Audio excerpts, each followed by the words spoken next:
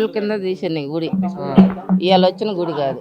కానీ ఎవరు నీట్గా చేయలేకపోతున్నారు, దాన్ని గలీజ్గా చేస్తున్నారు. మొత్తం కాళ్ళు పెట్టి తొక్కను గలీజ్గా చెత్త చెదారం అంతా వేసి పాడు చేశారు. ఇక ఎందుకు చేస్తున్నారు ఇట్లా అని చెప్పని మేము దాన్ని మంచిగా చేసుకుందాము అని ఉన్నాం. 4 గంటల రాత్రికి ఒక ఆమె వచ్చి పిల్లలు లేనామా పూజ చేసుకొని పోతుంది. ఆమె అట్లా పూజ చేసుకొని పోతుంది.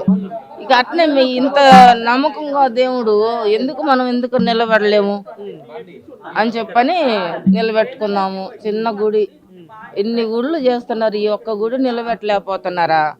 ఇంత స్థలం ఇచ్చినోడు ఎందుకు ఆయన నుండి లేకపోయాడా దేవుడు? ముందుకు వస్తే బాగుండా ఇది అని చెప్పని మేము అనుకుంటున్నాం బాబు. నా పేరు రాఘవమ్మ, కే రాఘవమ్మ. అట్లా అని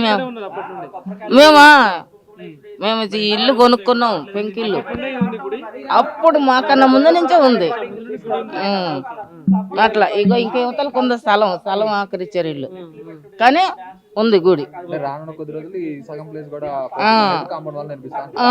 ఇది కూడా కాస్త బాధ్యే, ఇది కూడా బాధ్య. గుడికి పేరు పెట్టుకుని లాభం ఏముంది బాబు? అందుకని ఈ కార్తె కూడా బాధ్య దేవుడి పేరు మీద లేకుండా అని పెడదాము. తలా ₹1 వేసుకొని పెట్టుకుందామని పాప మా అక్కోళ్ళని పంపించాడు దేవుడు, వీళ్ళని పంపించాడు. ఇక మనం ఏం చేస్తాం చెప్పు. ఇక దీన్ని ఒక విధంగా చెప్పాలనంటే అవగాహన లేకపోవడం. యాక్చువల్గా అవగాహన, బుద్ధి జ్ఞానం అంటే బుద్ధి జ్ఞానం అనేది ఒక పెద్ద వర్డ్ అవుతుందేమో కానీ అవగాహన లేకపోవడం వల్ల జరిగే విషయాలు అనమాట. ఇప్పుడు మనం సెక్యులర్ కంట్రీలో ఉన్నాము అని చెప్పుకుంటా ఉంటాము. సెక్యులర్ కంట్రీలో ఉన్నామని చెప్పుకోవడానికి మాత్రమే సరిపోతుంది. కానీ నిజంగా సెక్యులరిజం ఎక్కడ చూపిస్తున్నారు? ఒక సమానత్వం ఎక్కడ చూపిస్తున్నారు?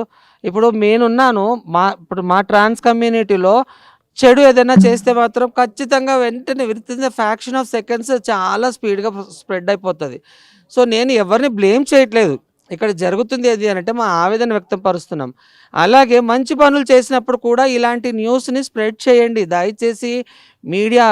మీడియా సహోదరులందరినీ కూడా మేము చేతులెత్తి నమస్కరించి అడిగేది ఏంటి అని అంటే, ఇలాంటి మంచి పనులు చేసినప్పుడు కూడా దీన్ని మీరు ఆన్ స్క్రీన్ చూపిస్తే చాలా మంచిది. ఇప్పుడు ఏంది అని అంటే, బీరప్పగడ్డలో కొన్ని ఏండ్లుగా ఉన్న ఈ శివాలయాన్ని కట్టడానికి ఒక ఫ్యామిలీ ఆపుతున్నారు. మరి వాళ్ళకి ఎటువంటి అబ్జెక్షన్ ఉంది? ఎందుకు ఆపుతున్నారు? వాళ్ళకి ఎవరికి కూడా ఇప్పుడు మన ఒక ఫ్యామిలీ వాళ్ళకి ఏంటి అంటే వాళ్ళకి పోవడానికి దారి సరిపోదు, అది మళ్ళీ మాకు ఇబ్బంది అవుతుంది అన్న ఒక ఉద్దేశంతో వాళ్ళు ఆపుతున్నారు. ఇప్పుడు చూడండి, take me as example, myself Aarti Yadav, but I respect the Muslim culture also. Today, the first day, I'm doing my fasting, Rosa fasting. So when we are respecting every religion, why don't you people are coming forward?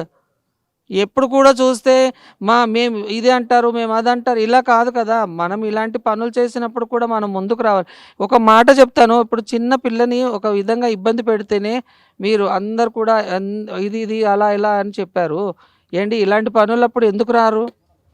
Medaram జాతరలో కొన్ని కోట్ల మంది వస్తారు ఏమా, కొమరెల్లి జాతరలో కొన్ని కోట్ల మంది వస్తారు. మాది హిందూ ధర్మం అంటారు, అలా అంటారు, ఇలా అంటారు. నిన్న కాక మొన్న జరిగిన అదేం జాతర, ఏడుపాయల జాతరకి, ఇలాంటి వాటికేనా వెళ్తాము? మన దగ్గర ఉన్న గుళ్ళను కాపాడుకునే బాధ్యత మనకు లేదా? మన బాధ్యత కూడా మనం ఎప్పుడు చూసినా ఇది నా హక్కు అంటారు. మన బాధ్యతలను కూడా మనం విస్మరించకూడదు. మన బాధ్యతలను కూడా మనము సక్రమంగా చేయాలి. ఎంతమంది ఆపినా ఆగదండి. దైవ కార్యము ఎంతమంది వచ్చినా ఆపినా ఆగదు. అది ఆగని పని. అది ఏదో ప్రయత్నం చేస్తున్నారు. ఇప్పుడు కొండకి వెంట్రుక కట్టి లాగితే వస్తుందా? రాదు. అంతే, అది చేసే ప్రయత్నం చేసుకోనియండి.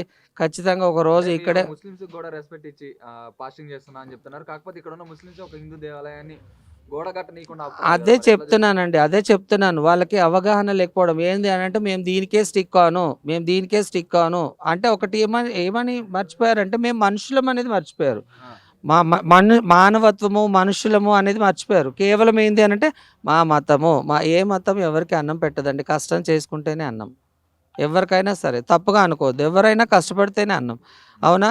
ఇలాంటి ప్రయత్నాలు ఎన్ని చేసినా ఇది ఆగదు, ఇది ఇక్కడితోనే ఆగిపోతుంది అనుకుంటే చాలా తప్పండి. ఒకరోజు ఇక్కడ గుడి కట్టడం జరుగుతుంది, ఇక్కడ పూజలు జరగడము జరుగుతుంది. Thank you.